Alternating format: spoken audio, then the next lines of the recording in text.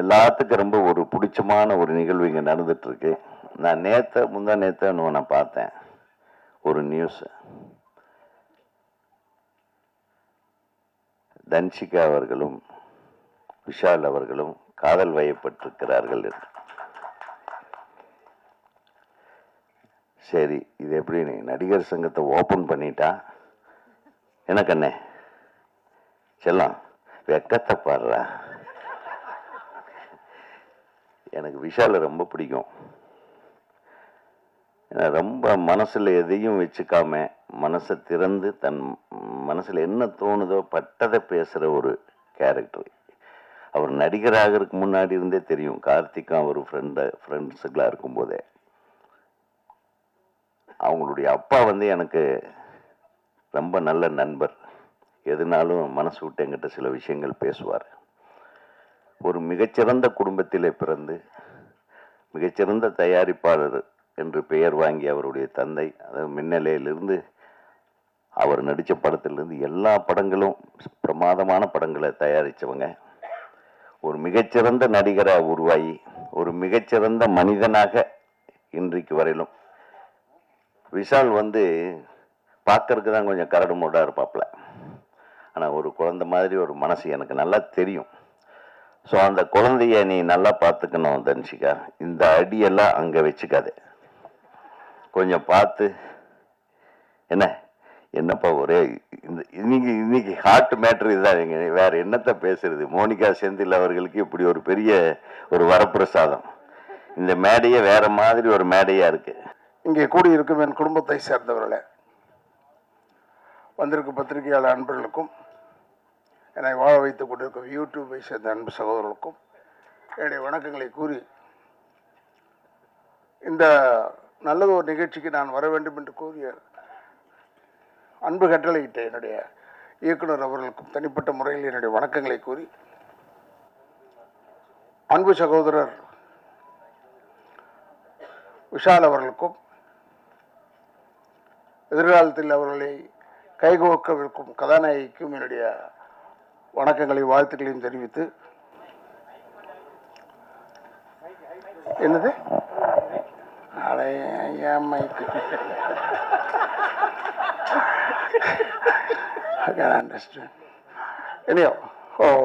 எல்லாருக்கும் என்னுடைய வணக்கங்கள். தயாரிப்பாளர்களுக்கு தனிப்பட்ட முறையில் என்னுடைய வணக்கங்களை கூறி, ஏன்னா நான்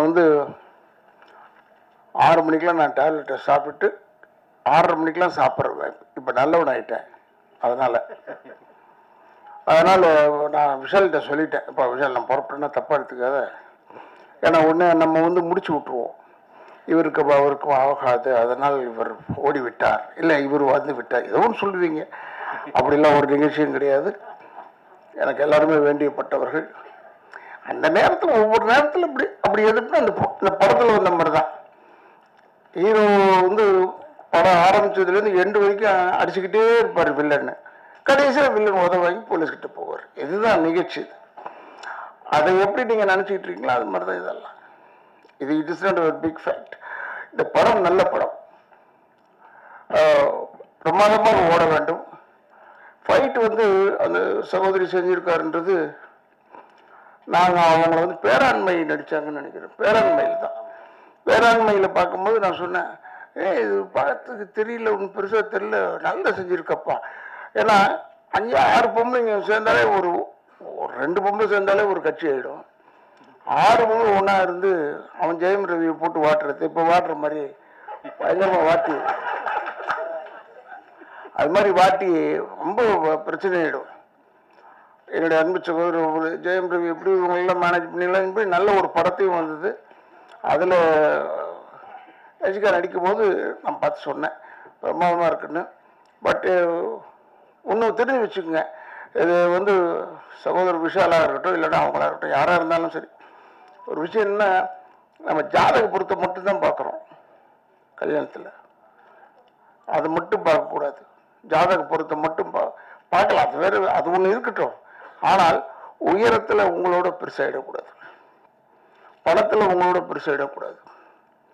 அதெல்லாம் நம்ம பார்க்கணும். கரெக்டாக செலக்ட் பண்ணியிருக்காரு. அப்படியா இருந்தால் நல்ல செலெக்ஷன், வெரி குட் செலெக்ஷன். இது வந்து பல பேருடைய வாயில வெவ்வேறு மாதிரி உழுது. அதை பற்றிலாம் கவலைப்படாமல் நீங்கள் நன்றாக இருக்க வேண்டும், ஒற்றுமையாக இருக்க வேண்டும். இப்போ கூட உதவி பேசும்போது சொன்னார், அவர் விஷால் குழந்தை மாதிரி. அதெல்லாம் குழந்தை மாதிரிலாம் நம்பாதீங்க. அவரை பற்றி எனக்கு தெரியும், குழந்தையெல்லாம் கிடையாது. எல்லாம் தெரிஞ்ச ஒரு மனிதன், தெரியாத மாதிரி இருப்பார், அவ்வளவுதானே ஒழிய எல்லாம் தெரிந்த மனிதன். மிக அற்புதமான இதயம் கொண்டவர் விஷால் அவர்கள்.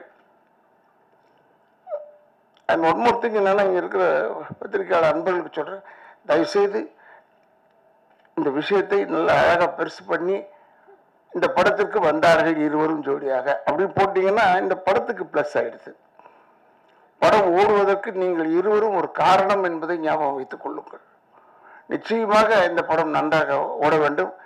ஏன்னா ஃபைட் மாஸ்டர் பத்தி சொல்லவே தேவையில்லை. நம்ம அங்க உட்கார்ந்துருக்கோம், நம்ம அடிக்கிற மாதிரியே இருக்கு, திம்மு திம்மு திம்மு திம்முன்னு உழுவுது. அதுக்கேற்ற மாதிரி, ஏன்னா நான் YMCAல வாஸ்ட் சீமானை பற்றி பேசும்போது, எனக்குலாம் சீமான்லாம் நல்ல நண்பர், என் பையனுக்கும் ரொம்ப நல்ல நண்பர்.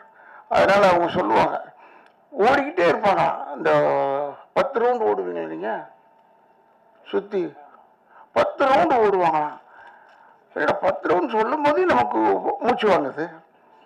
இது எப்படா இதுன்னா, ஏன்னா அந்த அளவுக்கு வெல் ட்ரெயின்டு டெடிக்கேட்டட் பர்சன் நீங்க விரும்பி இருக்கிற அந்த ஒரு பெண்மணி வந்து டெடிக்கேட்டட் கேர்ள். அதனால் இப்போ கூட என்ன ஆகிவிட்டது விஷாலுக்குன்னு சொன்னாங்க, அடுத்த நாளே வந்து நின்னா மனுஷன் சிங்கம் மாதிரி. அதெல்லாம் ஓவர் கம் பண்ணக்கூடிய ஆட்கள் எல்லாருமே. அதனால நாங்கள்லாம் டெஃபினட்டா பின்பலமாக இருப்போம் என்பதை மட்டும் தெரிவித்துக் கொண்டு, இந்த படம் மிக சிறப்பாக ஓட வேண்டும். ஏன்னா இது ஓடணும், இந்த படம் ஓடும் என்ற ஒரு நம்பிக்கையோடு எனக்கு வாய்ப்பளித்தமைக்கு என்னுடைய குடும்பத்தின் சார்பாகவும் திராவிட இயக்கங்கள் சார்பாகவும் நன்றியை கூறி விடைபெறுகிறேன். நன்றி, வணக்கம்.